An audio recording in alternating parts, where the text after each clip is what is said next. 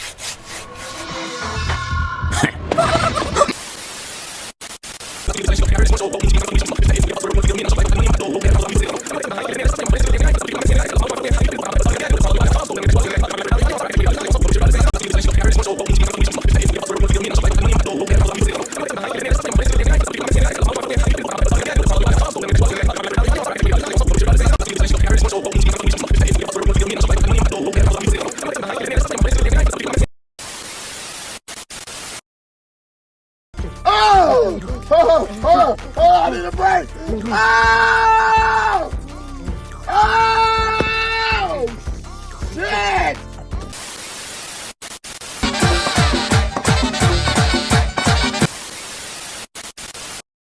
Previously on Nibba Ball Z. Detected by mere mortals.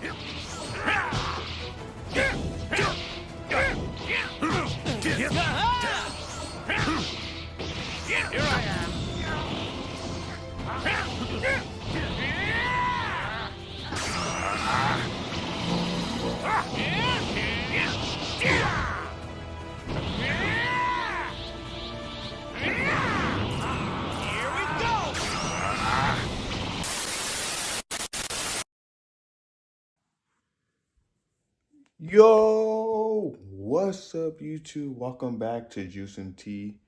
And sadly enough, I did not croak. It's been a while. I'm glad to see everybody. We have some upgrades to do on my reptile enclosures. I actually got some new enclosures for them to go into. Yeah, let's get started.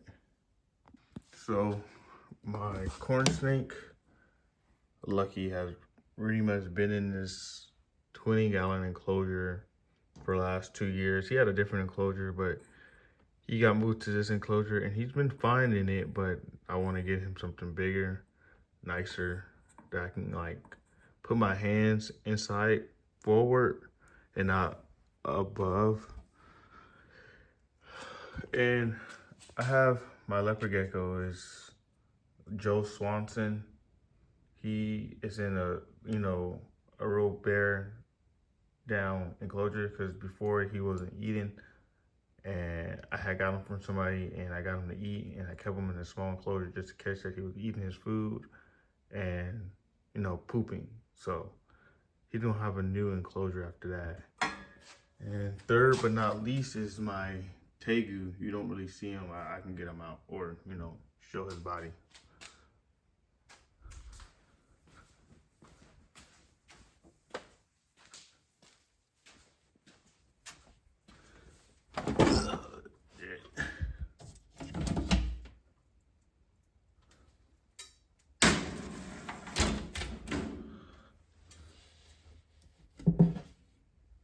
My Tegu Guap Guap, he's in like brumation right now. He hasn't really been moving as much, but this new enclosure should make him he will have enough space to move around and grow.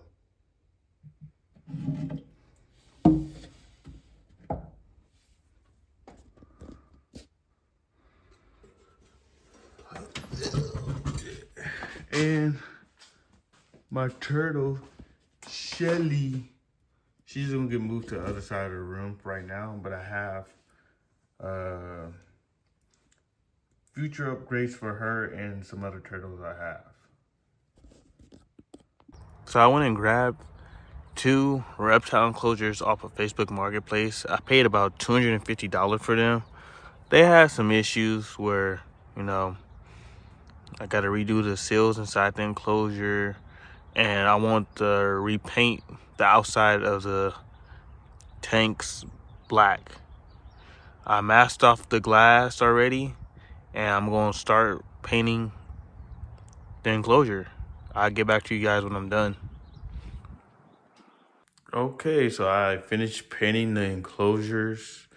I painted them all black, both of them. The bottom one is for my Tegu, and the top two are for Lucky and Joe Swanson. They will be living in here for majority of their lives. Enclosures were white originally, and I didn't like how they looked, so I painted them black. And I made sure all the lights were up and working before I was ready to put them inside. And they've been painted for a while, but I let the paint cure, so it'll be safe for them to go into. So I went ahead and bought new locks because I lost the original locks that came with the enclosure. So I went ahead and bought new ones. And I'm about to get the animals and move them over here. Have you ever felt like everything around you was fake? Like every conversation, every interaction was a script, but somehow you were left out of the scene. That's what derealization feels like. It disconnects so deep that it makes you question what's real and what's fake. I've been there, and honestly, it's a feeling that caught me off guard and left me questioning everyone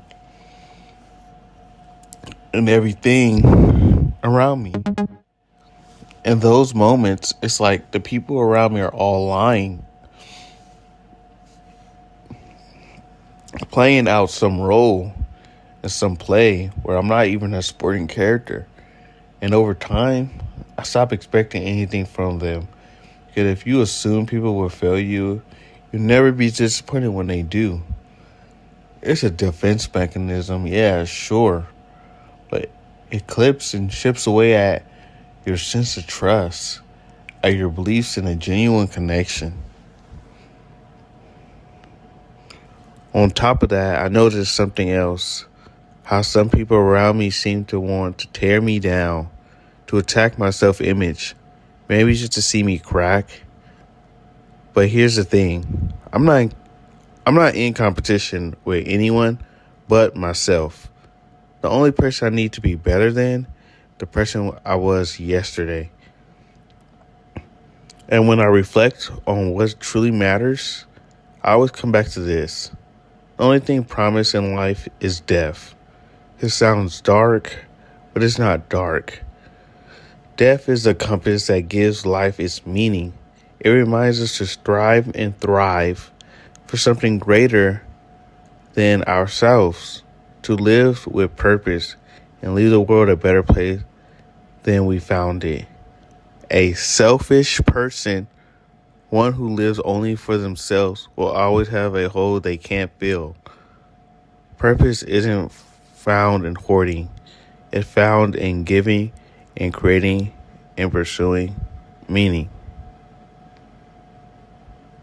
These are the thoughts that came to me at one of my lowest points. It's strange, but sometimes when you're at your lowest, you see the clearest. And I realized that no matter how disconnected I feel or how much others may try to break me down, my worth isn't up for debate. I'm here to grow, to create, and to leave something behind that matters. And that's what I chose to focus on. When all is said and done, we can only judge, punish, reward, enslave, and free ourselves. There will always be doubters and haters, but they only have the power you give them. Remain focused, move forward, and never lose faith in yourself. Until next time, stay in savage mode. because anything else would be too damn civilized.